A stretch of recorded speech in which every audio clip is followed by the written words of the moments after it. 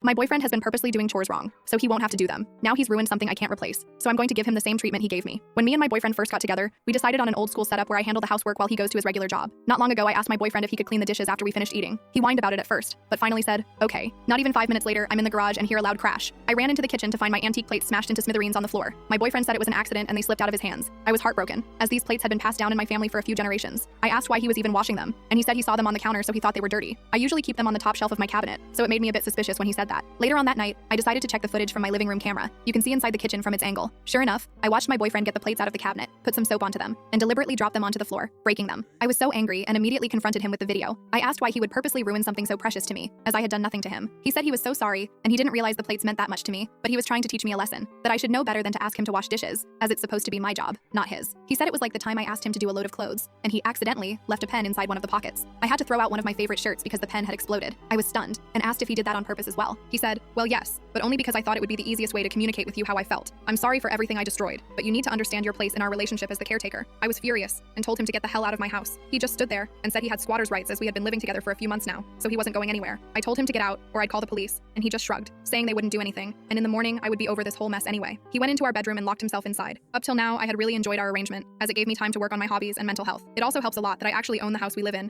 and I run a small business on the side, so we aren't struggling at all. After the argument, I went into the guest room and just cried. I love my boyfriend, and we have always been really good together. We have the same goals in life, having kids and eventually getting a dog. We both enjoy hiking and rock climbing together, as well as going out clubbing now and again. But now I was starting to realize all the little ways he has manipulated me for the past year of our relationship. I didn't even want him to move in, but he convinced me to let him. I was torn between hurt and angry all night, and was unable to sleep. By the morning though, I had a plan. First I called my lawyer and asked about my options to get him the hell out. He told me I could change the locks once he left, or he could start an eviction process. I said I'd be ready to change the locks, but he still might find a way in, so it would be best if he started the process. Then I went into the kitchen and acted as if everything was normal between us. I just didn't make any physical contact with him as I prepared breakfast. He sat down at the table waiting to be served, just like every morning. Only this time, when his plate was given to him, all of the food was burnt to a crisp. The plate was also slimy from the previous night's food. He asked what the hell this was, as he couldn't eat it. I said, oops, guess I messed up a bit. He just shrugged and went back to the bedroom. I asked why he wasn't going to work, and he explained he had called out and was going to be staying home for the next few days. The bastard probably figured I would have changed the locks on him if he left. No problem. I'll just do some laundry then. I gathered up all of his white clothes and put them into the washer and started it. Only when the load was done, it appeared that a red jacket had been mixed in, and now all of his white clothes were now pink. Oops again. I continued making trivial mistakes for the next week. My boyfriend got angrier and angrier the more in-depth I got, and he hated that I also stopped cleaning up after him around the house as well. The only time there was a clean cup or dish was when I washed it for myself. Finally, the day came when my lawyer sent me some forms to hand him as an official eviction notice. He had 2 weeks to get out, and if any of my possessions were broken and altered in any way for the rest of his stay, then he would be held liable to pay for the damages. He asked if I was serious about this, and tried to sweet-talk me, saying he loved me and didn't mean to hurt me, that he would work on himself and do better. But it wasn't his fault I hadn't held up my half of our original agreement. I told him I refused to live with a manipulator any longer, and won't let his lack of respect for me define how I live my life. He locked himself in the bedroom ever since, and I really hope he leaves before his time is up, because I don't want this to get even more complicated than it already has been.